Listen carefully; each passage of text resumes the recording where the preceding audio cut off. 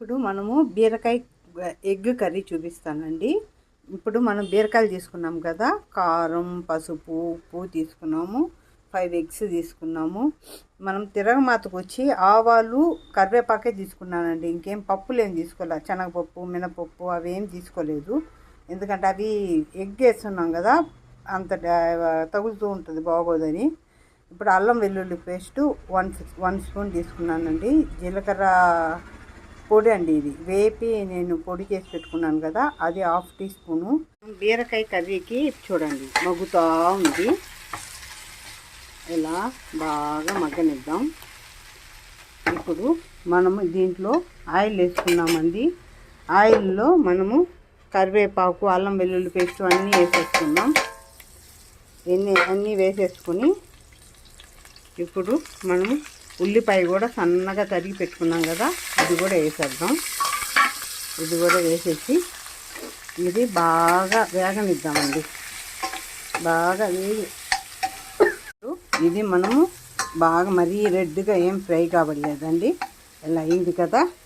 ఇప్పుడు మనము ఈ బీరకాయ, పసుపు, కారం, సాల్ట్ అన్నీ వేసేసుకుందాం. అన్నీ వేసేసుకున్న తర్వాత బాగా కలిపెట్టేసి మనం మూత పెట్టేద్దామండి. మూత పెట్టేసిన తర్వాత బాగా మగ్గనిద్దాం. నేను ఎగ్స్ కొట్టేసాను. ఎగ్స్ కొట్టేసిన తర్వాత మనము ఒక 5 మినిట్స్ తర్వాత ఇలా తిప్పుకుందామండి. ఇలా తిప్పుకోవాలి.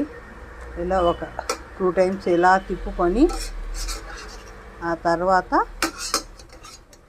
మనం బీరకాయ బాగా మగ్గిన తర్వాత ఎగ్స్ కొట్టేసుకున్నాం కదా, దీంట్లో వాటర్ వస్తుంది చూడండి. ఈ వాటర్ అంతా, ఈ అవుట్లైన్ అంతా చూడండి వాటర్ వస్తుంది కదా, ఆ వాటర్ అంతా ఇనిగిన తర్వాత మనం ఆపేసుకుంటే సరిపోతుంది. ఇప్పుడు చూడండి ఎగ్ కర్రీ రెడీ అయిపోయింది కదా. చూడండి ఇది చట్నీ, మనం బీరకాయ పొక్కుతో చేసుకున్న చట్నీ. ఇక్కడ బీరకాయ సన్నంగా తరుక్కొని ఎగ్గేసి చేసుకున్నాం. మన కర్రీ రెడీ అయింది, ఇట్లా బీరకాయ చట్నీ రెడీ అయింది. మనం ఎక్కడ వేస్ట్ చేయలేదు చూడండి, చాలా బాగుంటుంది. మీకు చట్నీ, కర్రీ రెండు రకాలుగా చేసేసుకోవచ్చు. లేదని మనం ఉత్త కర్రీ అనుకోండి, పైన మన పొక్కుతో పాటు వేయలేం కదా, పొక్కు అంతా వేస్ట్ అయిపోతుంది. ఇట్లా రెండు. ఇది బీరకాయ కూర, ఇది బీరకాయ చట్నీ అండి. ఇది ఇప్పుడు మన బీరకాయ చట్నీకి మనము ఇప్పుడు బీరకాయ చట్నీ కలుపుకొని తింటే ఉంటుందండి. ఆహా, ఏమి రుచి!